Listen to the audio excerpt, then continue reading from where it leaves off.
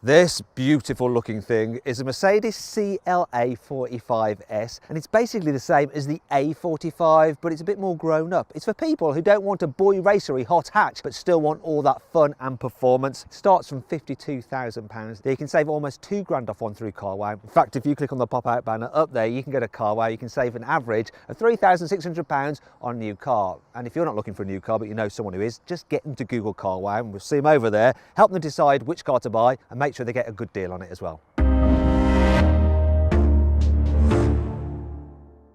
Let's kick off this review by talking about the engine, because this is what makes the CLA 45S so special. It is the most powerful 2-litre 4-cylinder engine on sale today. 421 horsepower, 500 newton meters of torque. Look at the size of the turbocharger. That's why it produces all that power. This one has been handcrafted by a man called Pascal Duran. I wonder if he's a wild boy. That's a reference for people who grew up in the 80s, by the way. Anyway, this engine drives all 4 wheels via an 8-speed dual-clutch automatic gearbox. Mercedes says this car can do 0 to 60 in 4 seconds dead, but I reckon I can do better than that. I reckon I can get it in the 3s, so I'm going to launch it. Now I've got my new specialist timing gear up here, so put the car into race mode, left foot on the brake, floor the throttle. Here we go.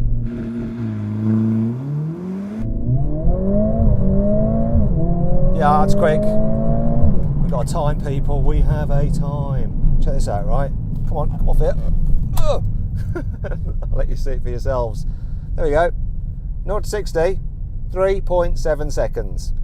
Not sure why you need the extra 4 cylinders of the C63, other than having more is good, because this car is well rapid. This AMG gets the biggest brakes fitted to any CLA. So you've got 360mm discs at front, 330 at the back, and the caliper gripping this front one has 6 pistons in it.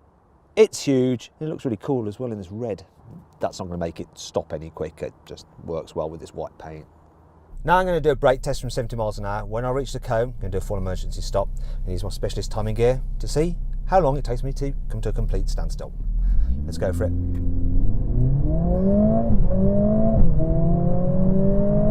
Right, here's the 70. Oh, what are we going to get? So it stopped. Oh, turn these off. Always happens. Warning lights. So it stopped from 70 miles an hour. Check this out. In 48 meters. That's your performance upgraded brakes doing their job right there. This AMG gets a load of extra body bracing to make it stiffer over the standard car. The most obvious one is this front shock tower strut brace with a lovely AMG emblem on it. Underneath the engine you've got a big metal brace as well. There's bracing going up into the windscreen pillars. There's extra diagonal bracing at the front and at the back. The track width at the front is a whole 2mm wider over the standard CLA for a bit more front end grip, but at the back it's actually 5mm narrower, I think, to make this car a bit more playful than the standard one. The CLA 45 gets some uprated anti-roll bars at the front and the back to reduce lean in the corners. It also gets lowered stiffened suspension, and in the UK we get adaptive dampers as standard, so you've got 3 different modes. There's hard, harder and harder still. When you turn the car into a corner, it automatically brakes its inside wheels slightly to get the car rotating to make it feel more responsive. This car's 4-wheel drive system mainly powers the front wheels, but when you need some extra traction at the back, it can send 50% of the engine's power to the rear wheels. However, this is the 4MATIC Plus system, and that means the 45S has a rear limited slip differential. So with that 50% of the power from the engine, it can then send 100% of it to either rear wheel, and what that allows you to do is overspeed the outer rear wheel and effectively skid the car. You can skid a front wheel drive biased 4-wheel drive car, which is pretty insane. Now to do this you need to put the car into drift mode, so you put it into race, turn the stability control all the way off, then put the gearbox into manual, pull up on both pedals, confirm that I want to drift, and then you just turn into a corner and floor the throttle. It's as simple as that. Look. And it'll overspeed the outside rear wheel so you can go sideways. I mean, it's nuts doing this in what is effectively a front wheel drive car. It's a proper AMG, I tell you. They can always go sideways. Right, let's see what this car's like on a twisty road. So I've set it up in individual mode because I want engine, transmission and the exhaust into the sportiest setting, the diff into its almost sportiest setting, and the suspension in the mid setting, because when it's in the firmest one, it's just a bit too bumpy for British roads. Got manual for the gearbox as well. Here's a corner. The steering feels sharp. It actually gives quite a good bit of weight and feedback. Now the diff's funny. Normally in a front wheel drive bars car you would lift off to get the back end coming round, but the diff, the way it works is you actually apply a bit more throttle and it gets that diff to send power to the outer rear wheel. Then it really starts to come round and tighten its line. It's a bit unusual at first, but then you get used to it and start to go with it. This thing stays nice and flat, and it will put a smile on your face as well. Especially that engine, which just loves to rev. This thing is bonkers. It really is. And a lot of fun. Being the proper fully fledged AMG version, the 45 rather than the lesser 35 model, which is an AMG Light, this car gets the Panamericana grille with the vertical slats. The 35 has the horizontal bar instead. Love the look of this, super aggressive. It also gets bigger front air intakes, and they're huge, aren't they? They look like they're going to hoover up the road. This is the Plus model, so it has some extra bits and pieces on it, including this gloss surround here and canards, aero canards. It's that word canard, it just makes me think of duck. Don't know why that is. Something to do with French at school, I think. Anyway, one thing that does annoy me about this though is, while this is a real vent, cooling that rad there, over the other side, it's just solid. Why don't they just let it be open? Down the sides, the CLA 45 sits lower to the ground than the standard car, so it has a more menacing look. That's helped by the fact you get 19-inch alloy wheels as standard. I do love the design of this wheels, very similar to the ones I've got on my G63. You've got your turbo 4MATIC badging there as well, some extended side skirts, and the car's body is 5mm wider here at the front than the standard car. Just looks a bit meaner, whilst also elegant. I mean, look, coupe style frameless doors. Yeah, lovely. Easy to break that glass. Here at the back, the CLA 45 has deeper, more aggressive rear bumpers to the standard car. And as you can see, look, it's got a diffuser, like a racing car. I'm not sure just how well this diffuses the air, whether it actually has any benefit other than just looking pretty cool. You got your CLA 45 badging there and the AMG over the other side. And this being the Plus version, it gets this little, I say little, it's actually quite large, boot lip spoiler. Though it sort of looks like the upturned brim of a jockey's hat. Can you see that? It's quite similar actually, this bumper, to on the CLA 35, but the 45 gets the quad tailpipes. Look at this with the AMG logo on rather than the twin tailpipes like you have on the 35. And oh, the lying buggers. They look great, but when you look in there, just buried in there is, I don't know, is it just one exhaust in there? Yes, it is. Faking it again. And I've noticed it as well. Look, faking that. What's the point of that? That's fake as well. That's a real letdown because they do look cool. Here on the inside, there's some key visual upgrades over the normal CLA. The first thing you notice is, of course, the sports steering wheel. It has a flat bottom. You've got the AMG logo on it as well. It's trimmed in soft Napa leather and grippy Alcantara. It's got these sports buttons on it here so you can quickly go through different driving modes. And then these other buttons on the other side where you can configure different stuff such as the exhaust and the suspension and the gearbox settings. Also, the paddle shifters for the gearbox have a nice metallic feel to them. The next thing you notice are the lovely sport seats. So they're really, really comfy. They're body hugging and they have those seat base extenders. If you've got long thighs, that's really handy. Though if you eat in your car, the bits will end up in there and go mouldy. I call that bit a crumb crevice. Sounds disgusting. Anyway, moving on. You also get aluminium pedals, you get AMG mats, you get aluminium kick plates as well. There's some AMG logoing here on the dash. The interior is just the same as the normal CLA, which is lovely, high quality, great design with these turbine style vents. It's not all perfect though. There are some cheaper bits like this wobbly section here for the climate controls, but let's just move on from that.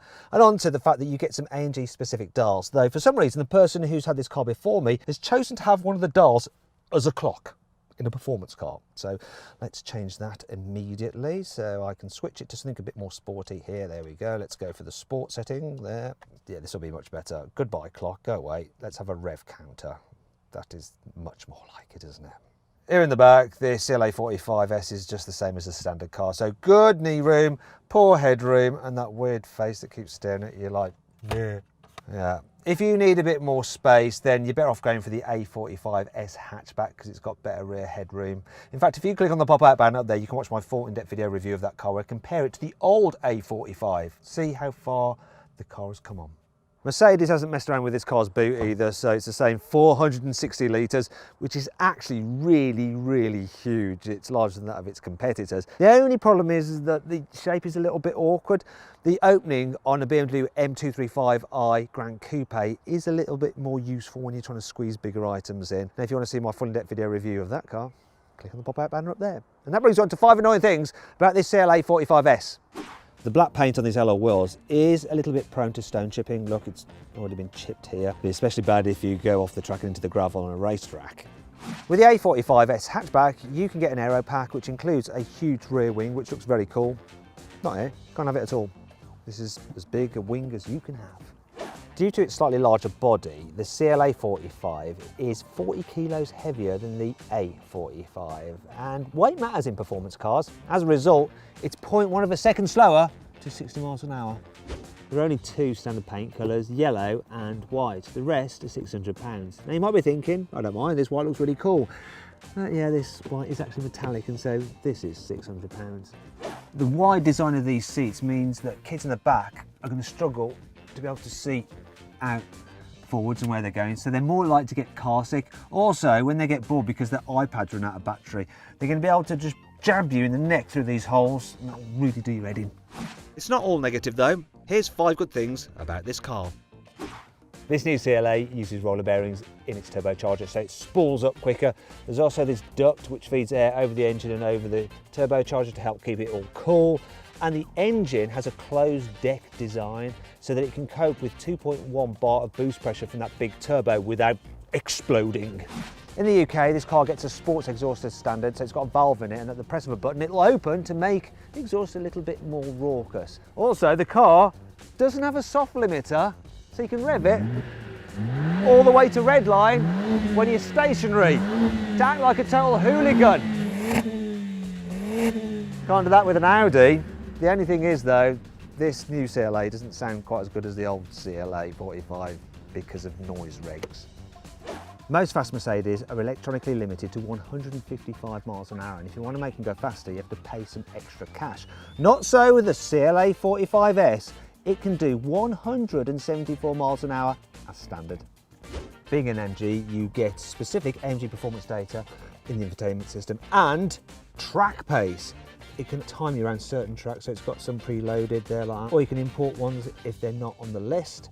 It also has a drag race timer, more suited to someone like me, where you can do your 0 to 60s and your standing quarters, and then telemetry if you're a real geek. These seats you get with the Plus Pack not only have a massage function, but they've actually been approved by the AGR, German Spinal Health Organisation. Sporty and comfy.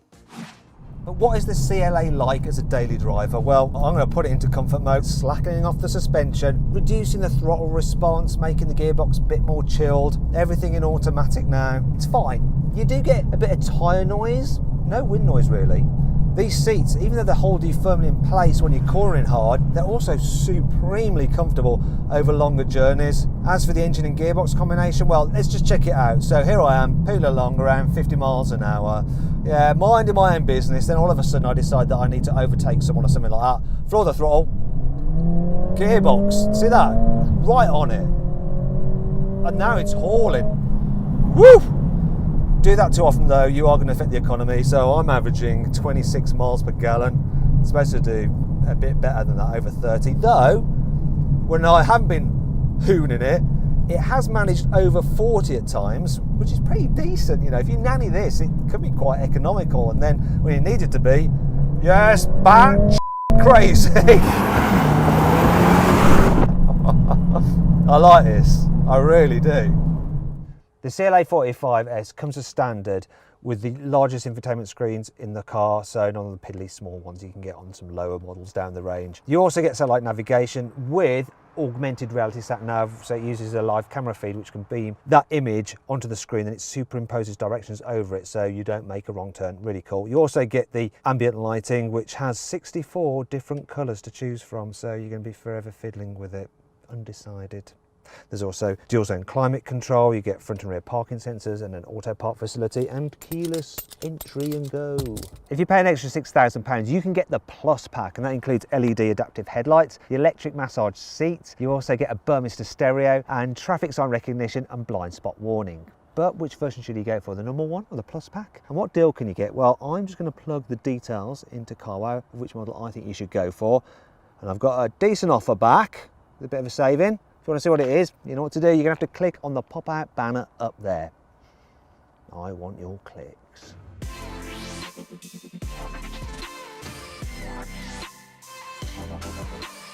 So then, what's my final verdict on the CLA 45S? Should you avoid it? Should you consider it? Should you shortlist it? Or should you just go right ahead and buy it? Well, I actually reckon you should go right ahead and buy it. Reason being, you basically got an A45S, which is a brilliant car, though it's in a cooler looking saloon body. Yeah, it's a lot cheaper than a C63. It's sort of a no-brainer. Though personally, I'd still have the hatchback because, boy racer.